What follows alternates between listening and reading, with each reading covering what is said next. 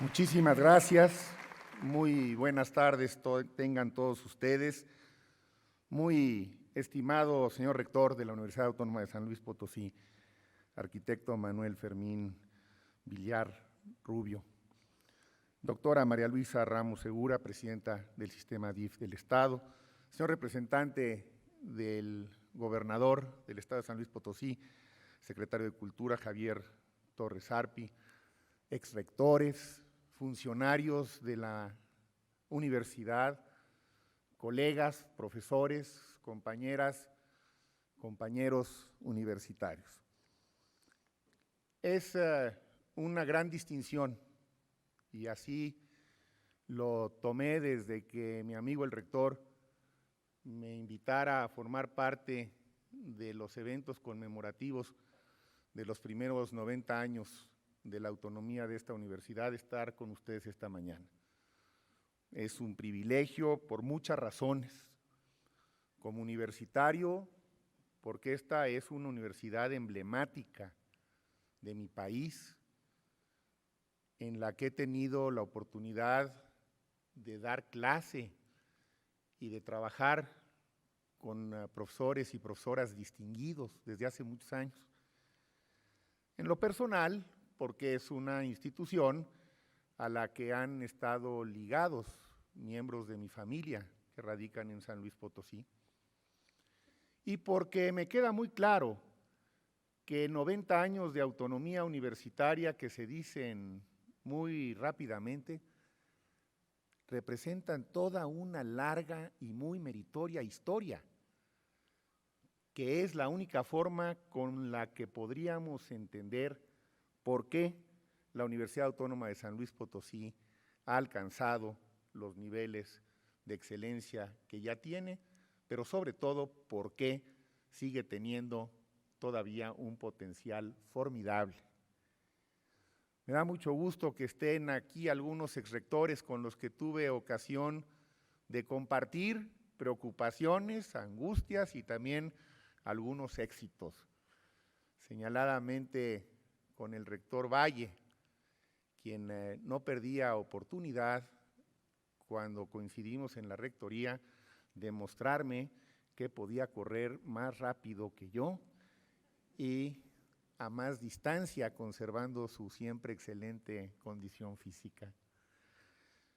Jaime fue un buen compañero en momentos difíciles de lucha por la universidad pública en nuestro país. La autonomía en México y en América Latina es fundamental para entender nuestras universidades. No voy a hacer un recuento histórico detallado, aquí hay grandes historiadores que lo han narrado, pero sí me parece importante enmarcar esta reflexión en aquellos antecedentes que a mi juicio son necesarios para entender cómo se alcanzó la autonomía y qué representa la autonomía en los tiempos actuales. La primera referencia que tenemos a la autonomía universitaria la hace Justo Sierra en 1881, el diputado Justo Sierra, en pleno porfiriato. Justo Sierra era un personaje muy interesante, muchos de ustedes lo han estudiado, a mí me ha fascinado desde hace muchos años, porque en una época en donde no había precisamente mucha apertura en nuestro país, Justo Sierra tenía la inteligencia y la capacidad para ir incorporando algunos esquemas liberales dentro de un régimen dictatorial. Obviamente la iniciativa del diputado Justo Sierra en 1881 no prospera, pero dice con toda claridad que es importante separar los aspectos académicos de los asuntos del gobierno y de la religión, y que una universidad que pudiera avanzar en el contexto internacional tendría que ser una universidad que pudiera al mismo tiempo contribuir a nacionalizar la ciencia y a mexicanizar el saber. Me parece que son dos frases extraordinariamente conmovedoras: nacionalizar la ciencia y mexicanizar el saber. Ya desde entonces, finales del 19, sin ciencia propia no vamos a ningún lado. Sin conocimiento para la sociedad mexicana no vamos a ningún lado. Hoy estamos en la sociedad del conocimiento. Justo Sierra lo decía en 1881. Un poco después, un segundo personaje al que no podemos omitir en una reflexión como la que hoy nos convoca es Pedro Enríquez Ureña, este gran intelectual, miembro de los 7 sabios, que decía que necesitábamos tener instituciones financiadas por el Estado, pero que fueran independientes del Estado. La base de una democracia moderna, es decir, romper con el mito del que paga manda. Hay veces que hay que pagar sin mandar. Hay que pagar porque es la obligación del Estado con la sociedad. Hay que invertir en educación, pero hay que dejar que florezcan algunas instituciones autónomas, empezando por las universidades. Enríquez Ureña planteó con una extraordinaria visión la posibilidad de que pudieran coexistir autonomía y financiamiento por parte del Estado. Un poco más adelante, otro diputado constitucionalista, Félix Pallavicini, elabora el primer proyecto de autonomía en 1914. Por instrucciones de Carranza, el jefe constitucionalista, le dice a Pallavicini, Carranza era un liberal, haz un proyecto de autonomía. Y Pallavicini lo hace, pero después el gobierno de Carranza se va a Veracruz y otra vez el asunto queda en puras buenas intenciones. Y finalmente, José Vasconcelos, quien retoma parte del esfuerzo realizado por Pallavicini y le pide a Ezequiel Chávez que elabore un proyecto de autonomía junto con otros 50 intelectuales de la época, pero tampoco prosperó. Pero fíjense ustedes los 4 padrinos de la autonomía universitaria en México, 4 grandes personajes: Justo Sierra, Pedro Enríquez Ureña, Félix Pallavicini y José Vasconcelos. Con esos 4 capitanes era pues muy importante que el proyecto cuajara, que el proyecto prosperara y que se consolidara. Tuvo que pasar un tiempo más hasta que en 1923 el Instituto de Ciencias y Letras de San Luis Potosí adquiere la autonomía universitaria. En una época en la que tenían un Congreso necesariamente liberal. Me comentaba el señor rector, y le agradezco su apunte histórico, que fue la misma semana en la que se confirió el voto a la mujer, cuando se confirió la autonomía universitaria al entonces instituto, hoy universidad, en la época de un gobernador liberal que pensaba atinadamente que había que dejar que dentro de los estados democráticos surgieran instituciones autónomas, instituciones libres, instituciones independientes, instituciones críticas. Y a partir de entonces, hace 90 años, empezó a prosperar la idea y el concepto de que teníamos la necesidad de hacer autónomas algunas de nuestras instituciones educativas. A la institución de la que yo vengo, a la UNAM, le tomó 6 años más y una verdadera guerra en las calles de la Ciudad de México ganar la autonomía universitaria en 1929. Era un México muy convulso, esa época todavía. Había muchas cosas simultáneamente. 29 fue un año complicado, acababa de terminar la Guerra Cristera, estaba la Revolución Escobarista, acababa de pasar la fallida campaña de Vasconcelos para la presidencia de la República. Y no tenía mucho el asesinato del presidente Obregón. De manera que el país, a veces se nos olvida cuando decimos qué complicado está el país, pero este es un país que ha vivido en complicaciones durante mucho tiempo y que ha sabido sortearlas y enfrentarlas e irlas resolviendo de manera gradual y paulatina. Qué bueno que se logró que, siguiendo el ejemplo de la Universidad de San Luis Potosí, después la UNAM lo hiciera y junto con ella otras universidades. Y comentábamos hace unos momentos cómo ha sido importante la autonomía de las universidades. Es una gran contribución de las universidades a la democracia. Gracias a la autonomía de las universidades se le fue dando autonomía a otras instituciones en este país, a la Comisión Nacional de Derechos Humanos, al IFE, al Banco de México. Es decir, fue la autonomía universitaria una gran aportación a la democracia. Y creo que en buena medida se debe también a que esta autonomía se ha ejercido de manera responsable y se ha ejercido también con rigor y con determinación. ¿Qué significa autonomía universitaria? Significa fundamentalmente la capacidad de autogobernarse, de tener sus propios órganos de decisión, de nombrar y remover a sus autoridades, de administrar su patrimonio y, desde luego, defender los principios fundamentales de la autonomía universitaria, que siguen siendo la libertad de cátedra, la libertad de investigación y de creación. Lo que no significa autonomía universitaria es extraterritorialidad. Lo que no significa la autonomía universitaria es la creación de un Estado dentro de otro Estado, sino al contrario, significa un total respeto del Estado a las formas de organización y gobierno de la universidad y a sus valores supremos.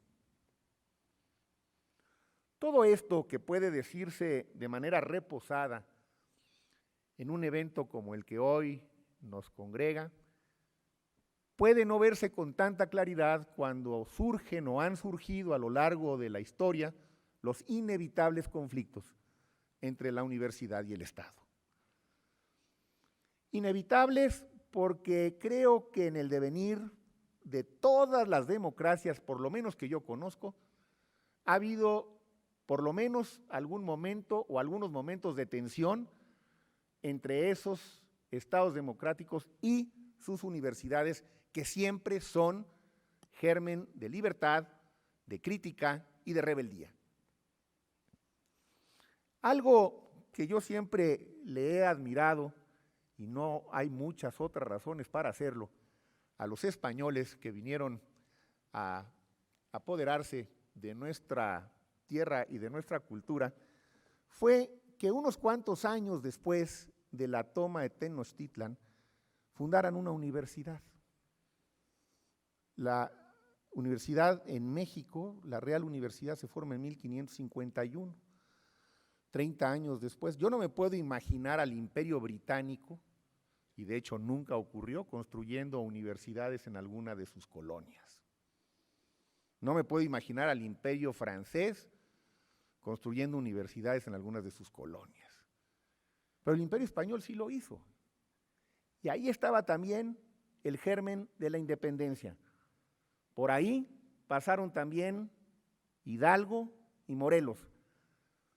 Una universidad que en su momento ya no le funcionó al país y que fue clausurada por haber claudicado precisamente en esa tarea ineludible que es la de fomentar el espíritu crítico, el de permitir la libre discusión de las ideas. Cuando el conflicto entre la universidad y el Estado se tensa, surgen siempre las voces que tienden a polarizar el conflicto. Que no se permitan más revueltas dentro de la universidad, que se aplique la ley, eso sí, sin violencia, ¿no? No sé cómo, ¿no? A veces con edecanes o cómo le hacemos. ¿Hasta dónde debemos llevar la autonomía universitaria en momentos de tensión y en momentos de conflicto? Yo creo que los conceptos que me he permitido compartir con ustedes siguen siendo los criterios fundamentales. La universidad, al no ser extraterritorialidad, no puede ni debe permitir que se violente el Estado de Derecho. y la responsabilidad de la universidad es coadyuvar con el Estado a mantener el Estado de Derecho. Pero los métodos de los universitarios son diferentes a los métodos del Estado. Son mejores los nuestros que los del Estado. Porque nosotros sí creemos en el diálogo y en la discusión y en la reflexión, y sí tratamos de generar consensos, y tratamos de encontrar en nuestro interlocutor los puntos de vista que no logramos asimilar ni hacer nuestros, para tratar de encontrar soluciones, y la gran mayoría de las veces lo podemos hacer. La universidad en su autonomía ha mostrado, entre otras cosas, que el diálogo es un instrumento efectivo para el desarrollo de las comunidades y para la solución de conflictos. ¿Se agota el diálogo?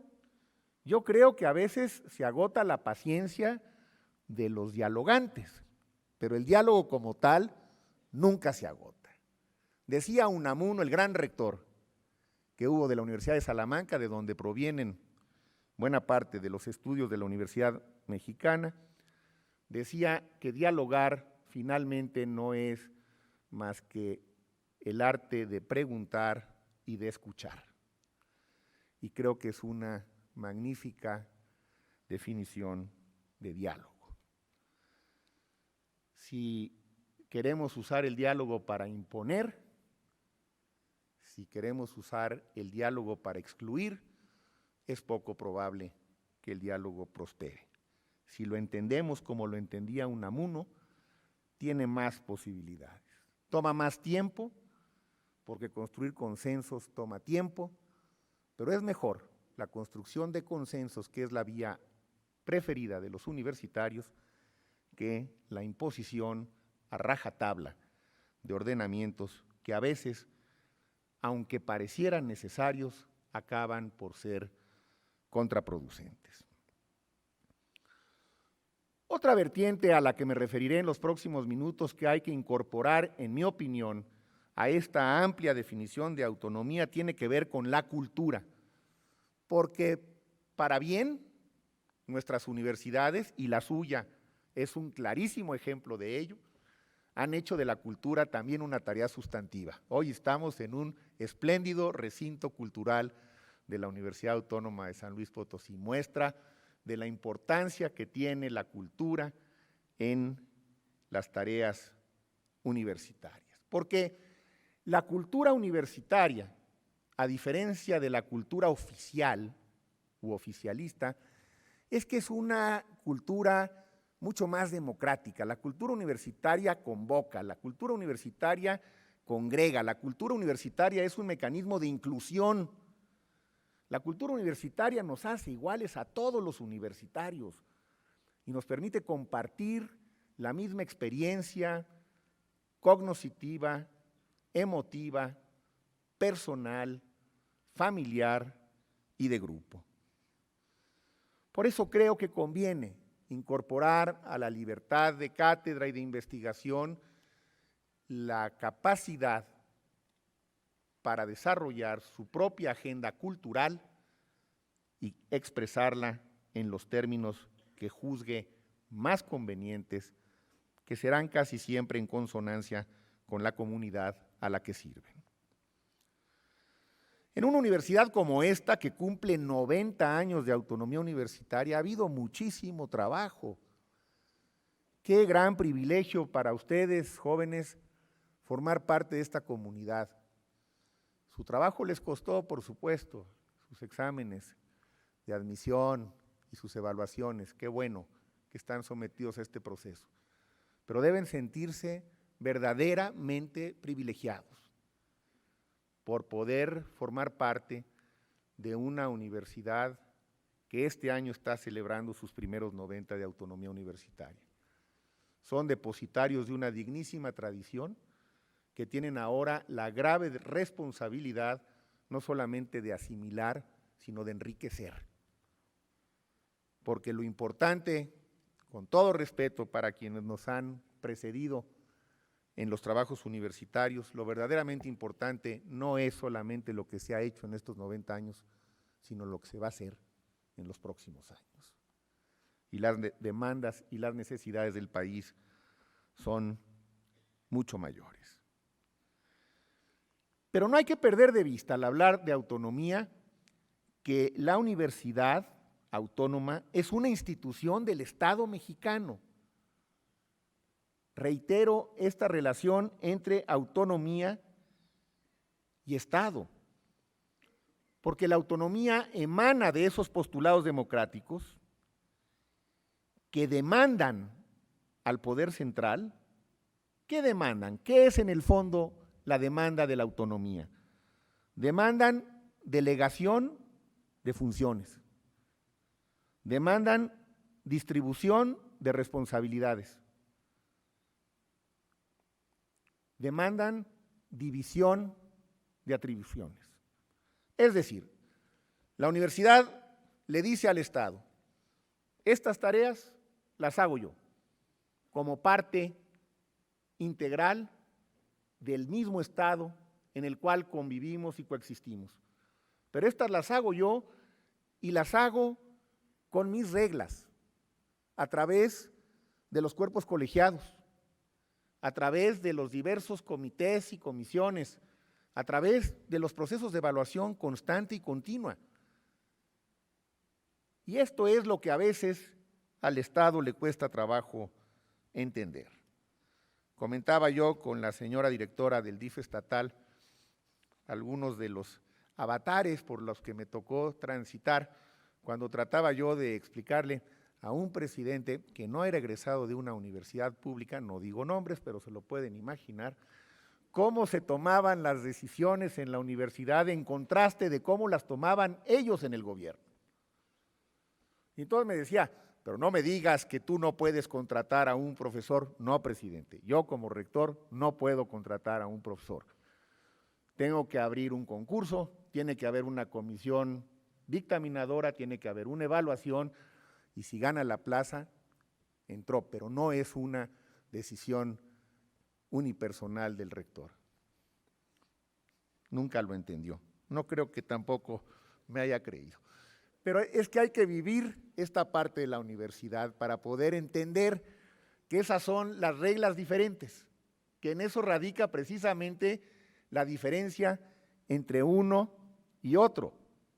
Por eso, el Estado democrático reconoce, respeta, alienta el espíritu libre, creativo y crítico de la universidad. Los estados más democráticos son los que están gobernados por universitarios. Claro, lo que ocurre es que hay muchas universidades y hay muchos tipos de universidades. Y hoy estamos hablando de las universidades autónomas.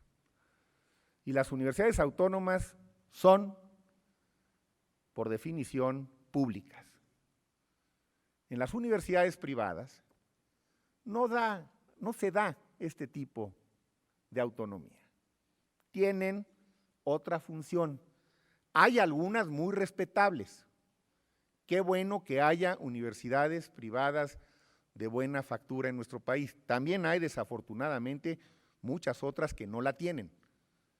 Las llamadas universidades patito son parte de la realidad. Pero, en todo caso, el punto que me interesa compartir con ustedes es que la autonomía se da en las universidades públicas y que las universidades públicas, como ya lo decía Justo Sierra, desde finales del 19, tienen que estar separadas no solamente del Estado, sino también de las religiones. Por eso, la universidad pública autónoma debe ser laica. Y hay que entender el laicismo, que a veces es otro punto de controversia e inclusive de conflicto. El laicismo no es en el fondo otra cosa más que el más absoluto respeto para las creencias individuales de cada quien. Pero así como alguien no puede imponerle a otro sus creencias muy personales e individuales, tenemos que aceptar que las nuestras no necesariamente van a ser compartidas por otros. ¿Se puede coexistir pacíficamente en una institución laica? No creo que haya mejor fórmula para ello. Los franceses, que en esto son realmente muy buenos, acaban de pasar hace unos cuantos días, cuando estaba yo preparando algunas notas para esta conferencia, una ley que prohíbe en todas las escuelas francesas que los estudiantes o los profesores tengan cualquier signo externo de su religiosidad. No hay velos, no hay medallas, no hay crucifijos, no hay tapetes, no hay signos de religiosidad. Quizá es una medida llevada al extremo, pero creo que en la propia experiencia, en el caso de Francia, de ellos, ha sido una medida acertada para evitar la discriminación y la segregación desde etapas tempranas de la vida entre los niños y entre los jóvenes. La religión es un asunto estrictamente personal, es un asunto íntimo y es absolutamente respetable, independientemente de cuál sea su signo. Igualmente respetables son aquellos que deciden apartarse de las religiones y vivir su vida en un esquema diferente, más de acuerdo a sus convicciones que a las convenciones tradicionales. Tan respetable es el que cree como el que no cree.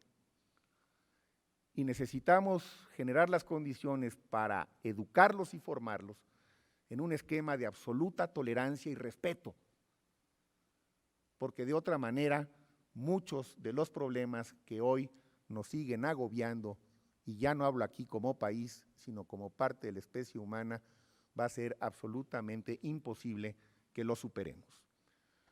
Mientras no logremos formar a las nuevas generaciones en un espíritu laico entendido más en esta dinámica que en otras que a veces tienen una connotación popular distorsionada, mientras no lo logremos, me parece que va a ser poco probable que se resuelvan los múltiples conflictos de los cuales nos seguimos enterando un día sí y otro también a través de los medios de comunicación. Precisamente este razonamiento del laicismo viene a cuento porque tiene que ser parte de los argumentos que le den sustento a la autonomía universitaria. Es parte de las razones por las que la universidad le dice al Estado: me tienes que dar recursos porque es tu deber como Estado, no son dádivas, pero además porque yo soy una institución pública, sin sesgos, es decir, laica y de calidad. ¿Cuáles serían las responsabilidades de la universidad frente a su autonomía? Porque si la autonomía es un derecho, también conlleva responsabilidades. Y me he permitido elaborar una suerte de decálogo, no porque crea yo que un decálogo es mágico, en realidad les debo de confesar que haciendo un análisis cuidadoso acabé con 10 buenas razones. No creo que mi lista sea exhaustiva y seguramente muchos de ustedes la pueden enriquecer. Pero ¿cuáles son, a mi juicio, algunas de las principales responsabilidades de una universidad como esta, de una universidad pública, de una universidad que celebra sus primeros 90 años de vida autónoma? La primera, sin duda, es ofrecer servicios de calidad. Esta es la primera gran obligación de una universidad, que los servicios que ofrece en materia de enseñanza, de investigación y difusión de la cultura sean de alta calidad y, de ser posible, que sean de clase mundial. En la globalización en la que estamos inmersos, tenemos que aspirar a llegar a niveles de clase mundial. ¿Por qué no? ¿Por qué no realmente nos proponemos pensar que en los próximos años, 10, 15 años, México pudiera construir una red de universidades de clase mundial. Lo han hecho otros países, lo están haciendo. Países con problemas graves como el nuestro, países como la India, países como China, por supuesto, y otras economías no necesariamente tan grandes. El camino para lograr una universidad de alta calidad y de clase mundial es la evaluación. No hay que darle vueltas. Una universidad que no se evalúa, se devalúa. La evaluación es el instrumento óptimo para alcanzar la calidad. La certificación, la acreditación, todos estos procesos por los que ustedes han pasado y han sido en casi todos sus planes y programas reconocidos. Esta evaluación permanente, por eso me resulta difícil entender que quien esté de alguna manera vinculado al sistema educativo no acepte que la evaluación es el gran instrumento para la superación individual e institucional. Lo que la sociedad exige es que las universidades sean de alta calidad. La sociedad es siempre una aliada de la universidad. ¿Cómo conseguimos más recursos para las universidades públicas, rector? Tenemos que lograr que las sociedades nos respalden, nos apoyen, y lo van a hacer en la medida en la que tengan la certeza de que los servicios que ofrece la universidad son de alta calidad. Son los aliados naturales de las universidades. Nada satisface más a un padre de familia que saber que su hijo o su hija está en una universidad de buena calidad. La segunda gran responsabilidad es la transparencia. La sociedad exige hoy también, y con justa razón, rendición de cuentas absolutamente transparentes. Todos los recursos públicos deben ser sujetos a rendición de cuentas públicas. Yo recuerdo muy bien, hace algunos años, la primera vez que decidí llevar de manera voluntaria los estados financieros auditados de la UNAM a la Cámara de Diputados. Cuando regresé, mi oficina estaba tomada, porque había yo ido a vender la autonomía universitaria. Mi argumento fue exactamente el contrario. Fue decirles y tratar de convencer, lo cual me tomó algunos días, pero finalmente pude hacerlo, a quienes habían tomado la rectoría, que había ido a entregar las cuentas públicas de la universidad en un ejercicio de autonomía, que era la autonomía lo que me había permitido ir y decirle a los diputados, que son los que finalmente deciden el presupuesto, aquí están los estados financieros de la universidad debidamente auditados, revísenlos, porque les voy a pedir más recursos. Y tiene que haber una transparencia absoluta y una rendición de cuenta absoluta. La verdad es que la estrategia funcionó bien, además de todo, porque después de eso, pues prácticamente todas las universidades autónomas empezaron a rendir cuentas públicas, y esto nos ha beneficiado a todos. Los universitarios tenemos que ser en este aspecto como la mujer de César, es decir, no solamente ser honorables, sino parecerlo. Hay que entregar cuentas claras, transparentes, auditadas, que las revisen y que las vuelvan a revisar, porque ese se va a convertir en uno de los argumentos más poderosos y más persuasivos para poder obtener mayores recursos. Someternos al escrutinio público. Finalmente son los recursos de la sociedad los que permiten que las universidades funcionemos. Entreguemos cuentas claras y las cosas irán siempre mejor. No hay ningún impedimento para que las instituciones autónomas se sometan, pues, de manera escrupulosa a los diversos procedimientos de rendición de cuentas que les permitan mantener credibilidad y confianza de la sociedad. Tercera responsabilidad de la universidad. Yo creo que la universidad tiene hoy, más que antes, responsabilidades con todo el sistema educativo. Es muy difícil pensar que un país pueda tener un sistema educativo débil y un sistema de universidades de excelencia. Finalmente, quienes llegan a la universidad vienen del sistema educativo. Yo creo que no hay ninguna otra instancia, ni la Secretaría de Educación Pública, ni las Secretarías Estatales de Educación, que puedan apoyar y mejorar tanto el propio sistema educativo como las universidades. Y creo que aquí tenemos todavía mucho que dar y mucho que ofrecer. La gran alianza tendría que darse entre el sistema educativo preuniversitario y las universidades. Sacar ventaja de la experiencia, de los profesores, del conocimiento, de los modelos pedagógicos, de la capacidad didáctica de las universidades. Yo creo que las universidades son las que pueden imbuirle al sistema educativo los elementos necesarios para que éste se revitalice, para que éste se modernice y para que se metan de veras en una dinámica de calidad absoluta. Cuarta responsabilidad. Tenemos una responsabilidad grande con el aparato científico. Las universidades públicas, autónomas, laicas, de estas de las que hemos hablado, son las que hacen más del 80% de toda la investigación que se hace en México. La suya forma parte de esa red. Aquí se hace investigación de buena factura, de buena calidad.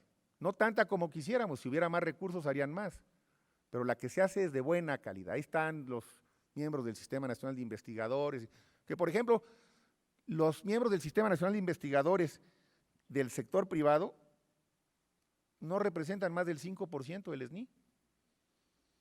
¿Sí? El sector privado está ajeno a la investigación. Entonces, tenemos una responsabilidad con el aparato científico, porque además, si no lo hacemos nosotros, nadie más lo va a hacer. Y además cada vez está más claro que si queremos algún día ingresar a la sociedad del conocimiento, no hay atajos. El camino tiene que ser el desarrollo de nuestra propia ciencia.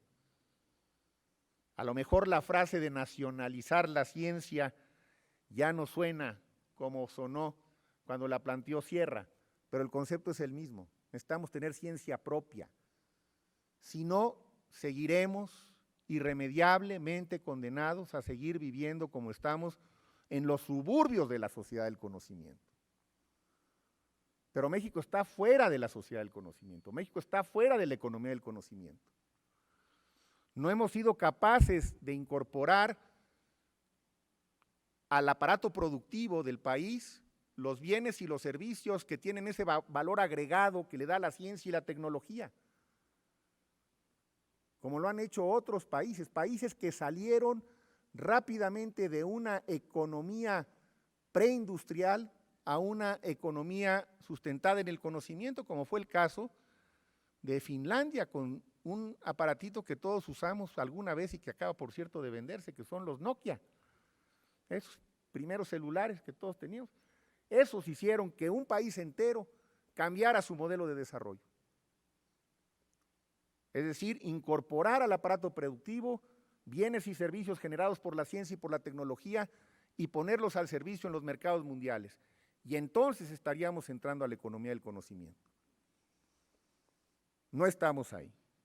Pero además ocurre también lo inverso, Los países que se van quedando atrás, los que se van quedando a la saga, son los países que muestran más desigualdad y son los países que muestran más inequidad en el desarrollo. La economía del conocimiento puede ser la salida para un país como México. Necesitaríamos, entre otras cosas, duplicar la matrícula de educación superior en los próximos 10 años. Es decir, que hubiera otro tanto de los que hay ahora jóvenes como ustedes, teniendo las mismas oportunidades que ustedes tienen en todo el país. No es imposible, pero es una tarea ardua que deberíamos de plantearnos como propósito. México no está jugando, pues, en la dinámica de la economía del conocimiento. Sin embargo, pienso que tenemos buenas posibilidades de que esto ocurriera en los próximos años. Hay algunos datos que siguen siendo muy alentadores del talento mexicano. Por ejemplo, revisé recientemente los resultados de este examen complicado para ingresar a las universidades norteamericanas, que ustedes, seguramente algunos de ustedes conocen, en donde los resultados de los estudiantes mexicanos son bastante buenos, mejores que los de prácticamente toda América Latina, incluido Brasil, inferiores un poco a los de la India y a los de China, y equivalentes a los de Canadá. Bueno, no está mal, en el GMAT no está mal. Quiere decir que evidentemente seguimos formando dentro de nuestro sistema, con todas las imperfecciones, una pequeña élite de estudiantes de clase mundial. Ese grupo hay que multiplicarlo. Yo siempre les digo a mis alumnos, yo ya aprovecho para decírselos a ustedes, que no tenemos menos neuronas que los estudiantes de otros países. Podemos tener menos recursos, los tenemos. Podemos tener menos instrumentos para el desarrollo de la ciencia y la tecnología, pero no tenemos menos neuronas, ¿eh? A lo mejor en un descuido hasta tenemos más. Quinta responsabilidad, debemos seguir vinculados a la extensión y a la difusión de la cultura, ya lo decía yo, con ese sello propio de las universidades y con esta dimensión de la cultura como algo que México pide a gritos. México necesita mecanismos de inclusión social y la cultura es uno de ellos extraordinario, y la cultura universitaria parece que estuviera diseñada para ser este instrumento de inclusión social y de cohesión social. Sexta responsabilidad en los tiempos actuales ineludibles, una mayor vinculación con los sectores productivos. Si una universidad no está hoy más vinculada con los sectores productivos, no puede cumplir con sus responsabilidades y con sus tareas. Recordemos que al final de cualquier análisis, la educación no es más que un instrumento muy poderoso, pero un instrumento de movilidad social. Si la educación no tiene esta función de capilaridad social, la educación no está funcionando, la educación estaría fracasando. Pero para que ese mecanismo de movilidad social opere, las universidades necesitan estar mucho más vinculadas al sector productivo, que es el que genera esos empleos. Y mucho me temo que aquí todavía tenemos mucho por avanzar y mucho por recorrer. Por supuesto que se han hecho esfuerzos, y en algunos casos de manera señalada, pero insuficientes. Séptima responsabilidad. Necesitamos modernizar nuestra oferta académica y nuestro modelo pedagógico. Si revisamos las estructuras curriculares de nuestras universidades en América Latina y lo que está ocurriendo en Europa sobre todo, también en los Estados Unidos, nos vamos a dar cuenta que nos estamos quedando atrás. Nuestra oferta académica sigue siendo muy inercial. Seguimos formando médicos, ingenieros, abogados, psicólogos, que son necesarios, muy necesarios, pero no son suficientes. Hoy en día, los verdaderos planes y programas de estudio modernos están en el área de la interdisciplina, con programas que uno se los tiene que imaginar al leer el nombre del programa, que están diseñados para satisfacer esta demanda compleja que la economía del conocimiento y la sociedad del conocimiento genera, con destrezas y habilidades específicas, que ya no necesariamente se pueden dar en estas carreras de base amplia, muy tradicionales, en las cuales nos formamos todos o casi todos. Voy a tomar un poquito de agua.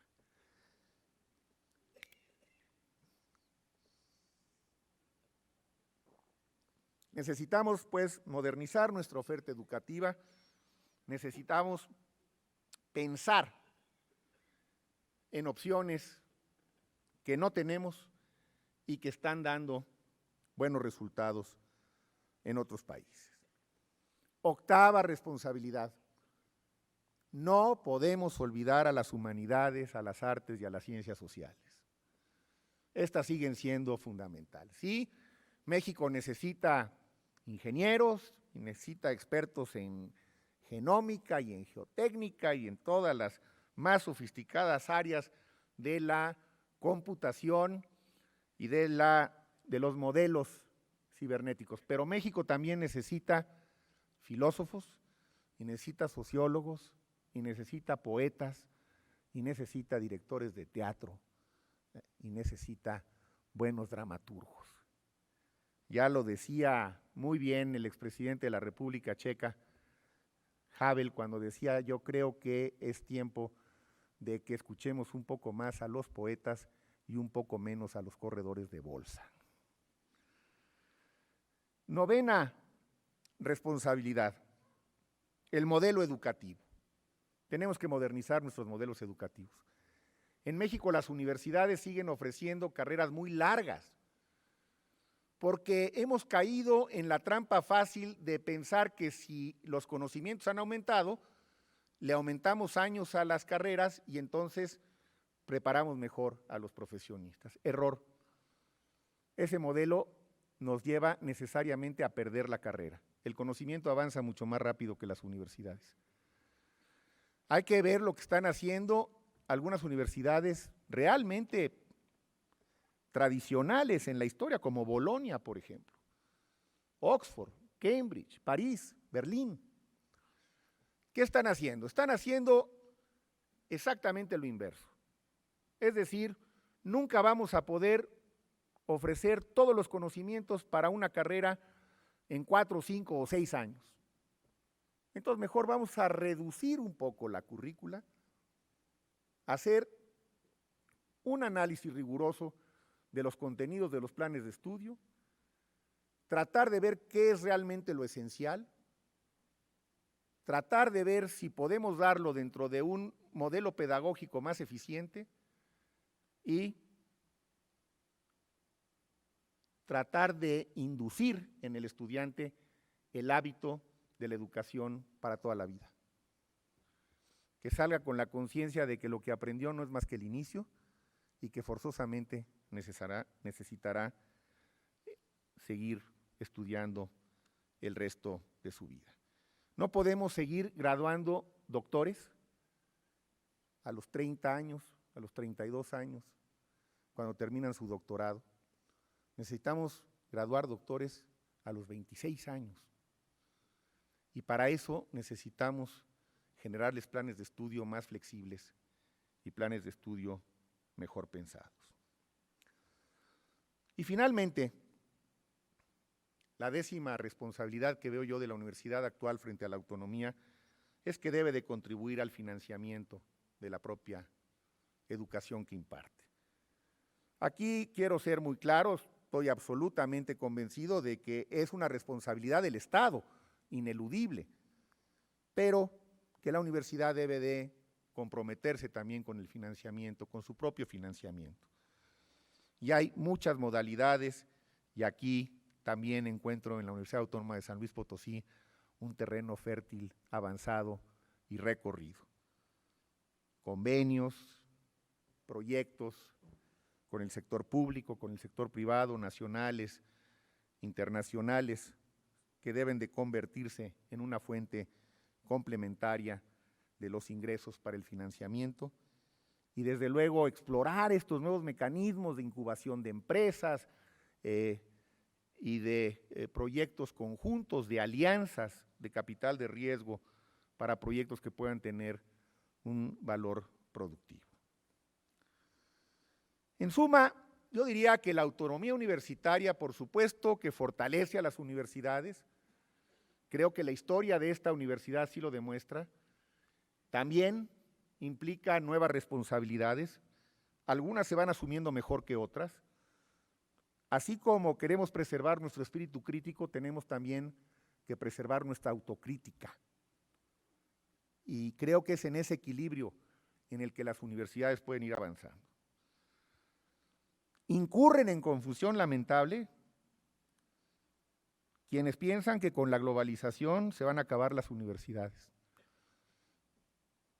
Han surgido otros modelos, pero nunca van a poder reemplazar a las universidades. Incurre también en confusión lamentable quien piensa, por ejemplo, que la educación privada es necesariamente mejor que la educación pública. Incurre en confusión lamentable quien piensa que México no debe invertir en investigación, sino más bien importar productos de otros países. Incurre en confusión lamentable quien piensa que la universidad no es el mecanismo idóneo para alcanzar la justicia social. Incurre en confusión lamentable quien se figure que la universidad y la nación se contraponen. Habemos muchos, y en este auditorio estoy seguro que todos, que pensamos que los mejores proyectos que han construido las sociedades, y México no es la excepción, son las universidades.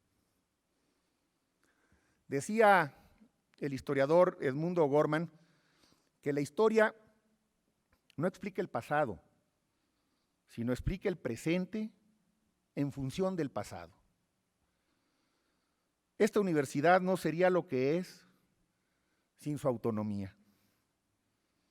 Por eso, creo que este es un gran momento para rendir homenaje a las universitarias y los universitarios potosinos, quienes a lo largo de estas nueve décadas estuvieron siempre decididos a defenderla y a servir desde aquí, desde la universidad, a su estado y a su país, a servirlos con espíritu crítico, con rigor intelectual y con la libertad, la independencia y la responsabilidad que su autonomía le confiere.